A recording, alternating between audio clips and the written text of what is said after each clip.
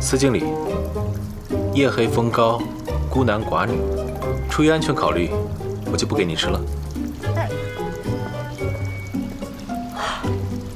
哇，怎么会有这么小气的男人啊？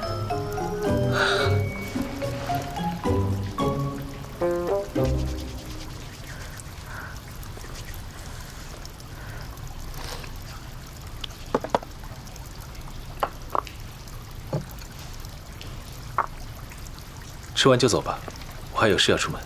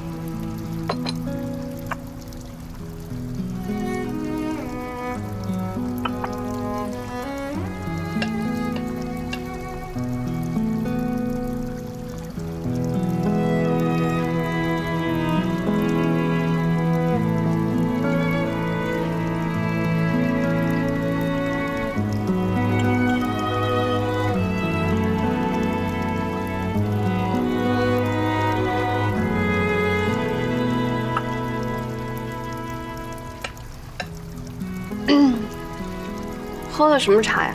闻起来挺香的。龙姐，我不喝大红袍。